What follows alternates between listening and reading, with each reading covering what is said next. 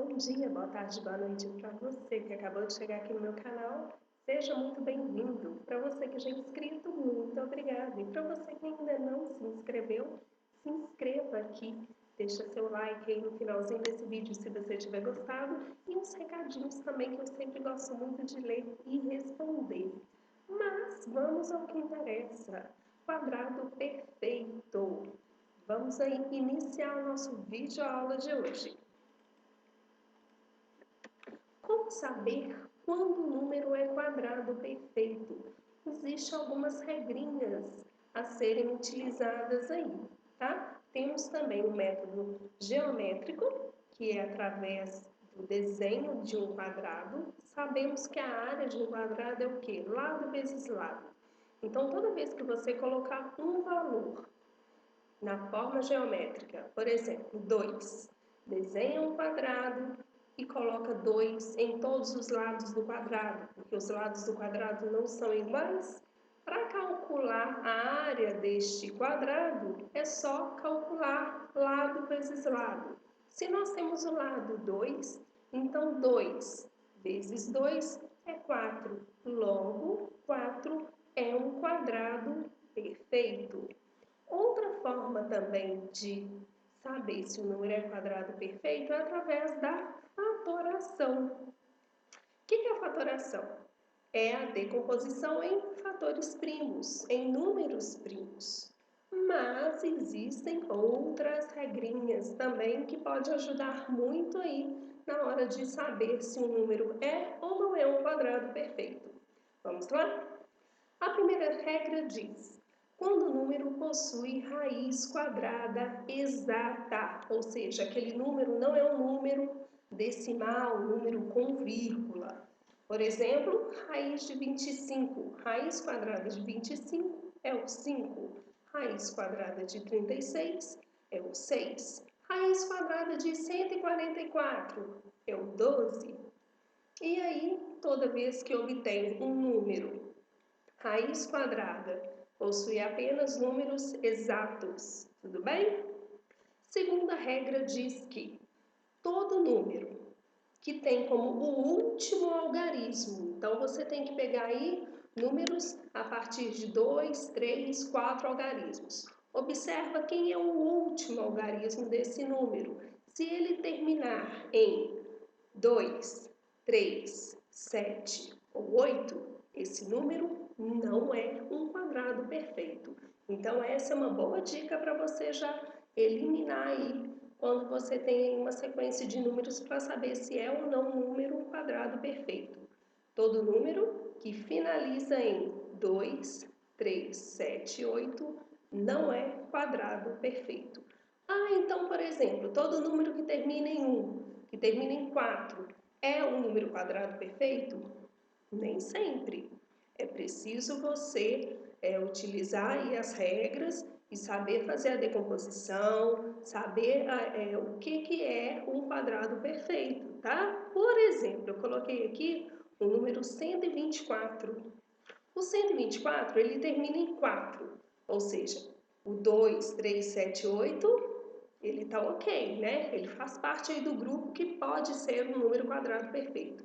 Porém, o 124, ele não é um quadrado perfeito. Por quê? Porque não existe nenhum número que multiplicado por ele mesmo dá 124. Um número natural que multiplicado por ele mesmo seja igual a 124. Ou seja, a raiz quadrada de 124 não é um número exato, não é um número inteiro aí, tá? Então, prestem atenção. Não é porque todos os números que não terminam, então é os números aí 2, 3, 7, 8. Todos os demais números são quadrados perfeitos? Nem sempre. É preciso analisar a situação. Vamos para outras regras aqui. A terceira regra diz que todo quadrado perfeito par terá sua raiz quadrada par. Por exemplo, raiz de 16. Raiz de 16. O 16 não é um número par, então a raiz quadrada dele também será um número par, que é o 4. Raiz de 36. 36 é um número par, logo, a sua raiz quadrada também será um número par, que é o 6. Da mesma forma, a quarta regra diz que todo quadrado perfeito ímpar terá a sua raiz ímpar. Raiz de 49, 7. Raiz de 25, 5. Raiz quadrada de 1, 1. Ok? A quinta regra diz que um número par só será quadrado perfeito se, ao dividir por 4, o resultado é um número inteiro. Essa é interessante, essa regra é interessante. Pega aí um número par quadrado perfeito, então nesse caso eu peguei o 100. 100 dividido por 4 deu 25. 25 é um número inteiro. Então, 25 é um quadrado perfeito. Tudo bem? Existe aqui também a tabela dos quadrados perfeitos. Eu peguei aqui e fiz a tabela dos quadrados perfeitos até o 25 para a gente fazer uma análise dessa tabela, tá?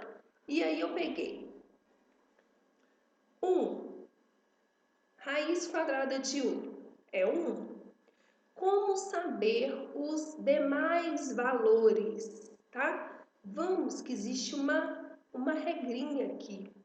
Então, é só você pegar o segundo, a partir do segundo termo, e ir somando os números ímpares.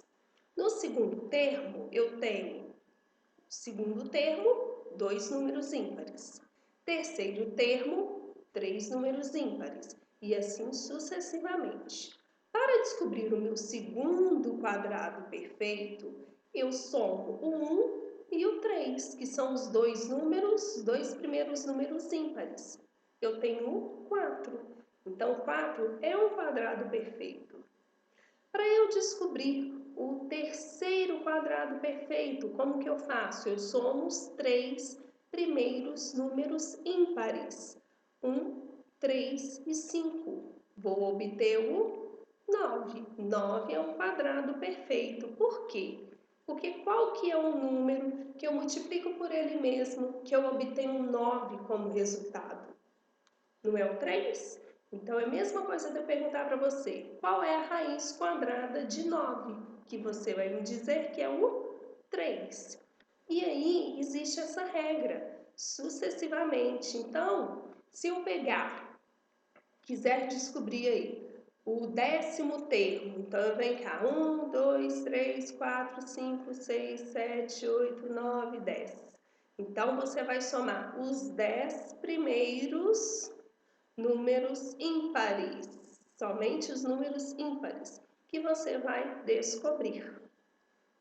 Simples, não é? Acho que dá uma facilitada aí. Aí nós temos aí outra análise desses quadrados perfeitos. Se você analisar, eles vão ter aí uma soma, uma sequência numérica. A sequência numérica ela não tem uma lógica. Então a lógica aí é, olha aqui, ó. Se eu pegar o 1 mais o 3, eu vou obter o 4. 4 é o meu segundo quadrado perfeito. Se eu fizer uma tabela, igual eu fiz aqui, ó, eu fui escrevendo a partir do segundo número ímpar, que é o 3, porque o 1, ele é o primeiro quadrado perfeito, não é? Temos o 0 também, né? Mas aqui eu estou colocando a partir do número 1. Então, eu fiz a sequência dos números ímpares. 3, 5, 7, 9, 11, até o 31. Só para você ter uma noção, porque o raciocínio é sempre o mesmo. Então, se você pega 1 mais 3, 4. 4 mais 5, 9. 9 mais 7, 16. 16 mais 9, 25. Então, essa coluna toda de vermelho aqui, ó, são os meus quadrados perfeitos. Então, é só eu somar o quadrado perfeito com a sequência do número ímpar, que eu vou obter sucessivamente aí a minha sequência de quadrados perfeitos. Tudo baseado nos números ímpares, na sequência de números ímpares. E também nós temos que analisar o seguinte: quadrado perfeito, a potenciação e a radiciação. A radiciação não é a raiz quadrada? A potenciação é o que eu estou elevando aqui. Existe uma lógica dessa potenciação aqui. O que a gente tem que... Eu fiz aqui a minha primeira tabela aqui, ó, do 0 ao quadrado ao 10 ao quadrado. Porque eles estão ligados. O final aqui não é 0 e aqui é 0. O segundo termo, 1 e aqui não termina em 1. O terceiro termo, 4 e aqui não termina em 4. O quarto termo, 9 e aqui termina em 9. O quinto termo, 6 e aqui não termina em 6. E o 5 ao quadrado, que é um caso especial. Então, se você pegar os quadrados perfeitos aqui, ó, eles vão finalizar em 0, 1, 4, 5, 6 e 9. Então, esses números que terminam em 0, 1, 4, 9, 6 e 5 são quadrados perfeitos. Prestando atenção nas regras, porque nem todo número que termina com esses algarismos, obrigatoriamente eles são quadrados perfeitos. Mas é uma boa análise e já uma boa eliminatória aí, né? Principalmente quando você está trabalhando com questões fechadas de múltipla escolha. Então, se o número já termina lá em 0, 1, 4, 9, 6 e 5, você já pode ficar atento nesses números para saber se eles são quadrados perfeitos. Tudo bem? E aqui eu fiz também a tabela aqui do 10, do 20 até o 100 ao quadrado, que é muito simples. Por quê? Quando nós estamos trabalhando com a base 10, não é só o expoente não determina a quantidade de zeros. Para trabalhar a potenciação aqui, é simples também. É só você colocar, por exemplo, 10 ao quadrado, 100. O 2 determinou a quantidade de zeros, ok? E se eu vou pegar aqui o 40? Se você sabe que 4 ao quadrado é 16, o expoente não é 2, é só você acrescentar 2 zeros. 80 ao quadrado. 8 ao quadrado não é 64? 8 vezes 8, 64? É só você colocar 64 e acrescentar os 2 zeros. Muito simples, não é? Espero que você tenha gostado da aula de hoje. Eu acho que deu para dar uma esclarecida aí para quem ainda tem dúvidas sobre os quadrados perfeitos. Se você tem dúvida, deixa aqui embaixo que eu respondo sempre que possível. Um beijo e até a próxima. Tchau!